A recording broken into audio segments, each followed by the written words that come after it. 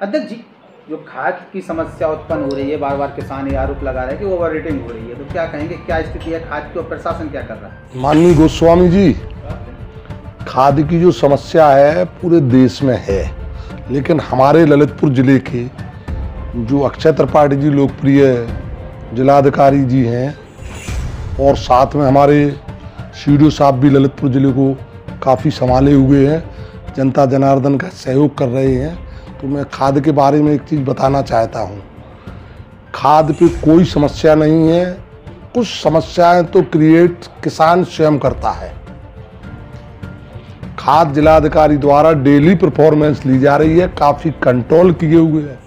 गत वर्ष जब जिलाधिकारी ललितपुर आए थे तो इन्होंने किसी भी किसान को परेशान नहीं होने दिया था। इस बार भी मुझे पूरी आशा है इन अधिकारियों से, निश्चित रूप से किसान को परेशान नहीं होने देंगे। अब आपका कहना है ओवर रेटिंग, थोड़ा सा छोटा व्यापारी जो सरकारी रेट है उससे ज़्यादा बेच रहा है। ये पिछले साल भी समस्या थी, इस साल भी ये समस्या है। तो छोटा व्यापारी भी बेचारा क्या करे। मैं एक चीज़ आपको गोपनीय बताना चाहता हूँ कि छोटे व्यापारी को जो लाइसेंस लेना पड़ता है कृषि विभाग से, कहने में शर्म आ रही है उन बेचारों को कहाँ तक पैसा खर्च करना पड़ता है। क्योंकि आज ये खुले मन से बात हो रही इसलिए मैं पूरी बात नहीं रख पा रहा हूँ। उनको वो भी खर्चा झेलना पड़ता है।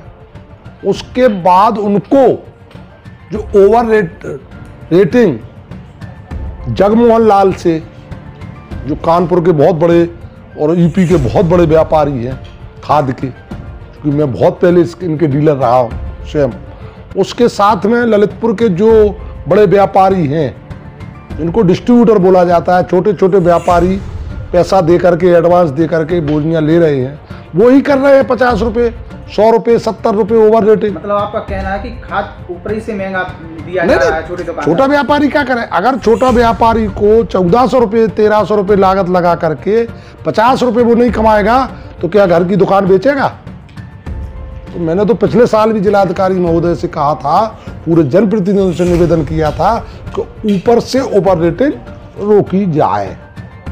अब होता क्या है कि छोटे व्यापारी को यदि आपके हमारे द्वारा, प्रशासन के द्वारा परेशान किया जाएगा, वो दुकानें बंद कर देती है।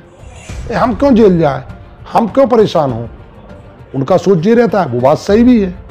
तो मैं तो पिछले बार भी अभी कहा था कि अगर उनको 370 की पड़ रही है, वो 1370 की पड़ रही है, तो निश्चित रूप से भाड़ा माड़ा लगा के वो 1400 की बेचेगा। 1400 की पड़ेगी तो 1450 बेचेगा, 1450 की पड़ेगी डीएपी तो 1500 बेचेगा। ये बात सही है, लेकिन फिर भी मेरे छोटे व्यापारियों से अनुरोध है, निवेदन है। मैंने पिछले साल भी उनकी मदद के लिए जिलाधिकारी महोदय से निवेदन किया था कि इनके ऊपर कोई मुकदमा ना लिखा जाए। वो साल में 20,000 खर्च करके 20,000 ही कमा पाते, कई उनका 20-25 हज़ार रुपये का तो लाइसेंस ही शुल्क लगता है। मतलब अगर कार्रवाई हो तो ऊपर लेवल पे कार्रवाई हो और ब्लैकिंग ना हो पाए, जैसे एमपी में कोई खाद ना जा पाए। जिलाधिकारी महोदय ने 1 एकड़ पे 1 बोरी का प्राविधान किया है, द्वारा आपको 1 बोरी और ले ले, 2 बार ले लेगा। अब रह गई यूरिया की बात, तो यूरिया 285 या 300 रुपये का उनको पड़ रहा है, जो मुझे जानकारी है। अब वो बेचारे कितने में बेचेंगे सर? तो जो यूरिया 300 रुपये में मिल रहा है, सरकारी रेट है 300 रुपया, 285, और 285 कौन पड़ रहा है तो 10 रुपये बोरी, तो वो कमाएगा 15 रुपये बोरी। तो 300 कोई ओवर रेटिंग नहीं है। और या फिर खाद इतना उपलब्ध हो जाए, साला खाद डला फिर किसान तुरंत जाए ले, तो वो 5 रुपये में भी तैयार रहेगा व्यापारी के, चलो मेरा इतना बिक रहा है या मिल रहा है।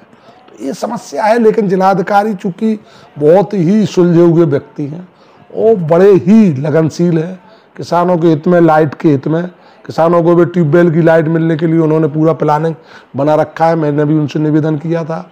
और खाद की समस्या, अभी आज सम्माननीय सीडीओ साहब ने मुझे फ़ोन किया था कि अध्यक्ष जी पूछ करके बताइए सबसे पहले कौन सी नहर खुलना चाहिए। तो मैंने कहा साहब जामनी बांध है, लोअर और बाई और दाई, यही खुलेगी। उसके बाद अपनी जो इसको क्या बोलते हैं, राजघाट पंप कैनाल खुलेगी। उसके बाद सबसे बाद में ललितपुर और राजघाट खुलती है।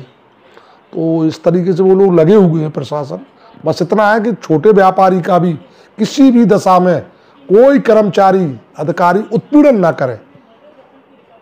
उत्पीड़न के नाम पर कृषि विभाग नंबर 1 पर है, और ऐसा ना हो। जिलाधिकारी महोदय से हमारा अनुरोध है कि छोटा व्यापारी कहीं उनका उत्पीड़न ना हो, व्यापारी का भी काम चले। सभी व्यापारियों को बराबर खाद भी मिले। सुनने में आया कि छोटे व्यापारियों को खाद ही नहीं मिल पा रही। नहीं, इसलिए नहीं मिल पा रही है कि वो पैसा नहीं दे पाते हैं तुरंत, कितना पैसा दे। तो व्यापारी का उत्पीड़न नहीं होना चाहिए और किसान को भी परेशानी नहीं होना चाहिए, ऐसा मेरा प्रशासन से अनुरोध है। और मैं चाहता हूं कि हमारे जिला में अमन चैन है, शांति से सब काम चल रहा है, किसान प्रसन्न है। जिलाधिकारी द्वारा एक बहुत अच्छा काम किया गया गत वर्षों से इस वर्ष, हर किसान को अतिवृष्टि का पैसा माननीय हमारे लोकप्रिय जिलाधिकारी ने कोशिश करके सभी किसानों को मिला है, 121 करोड़, और उससे 121 करोड़।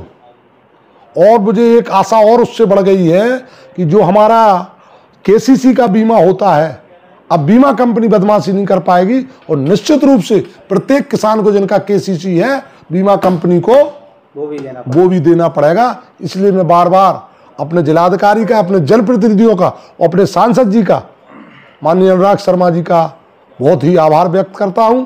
जय हिंद, जय भारत।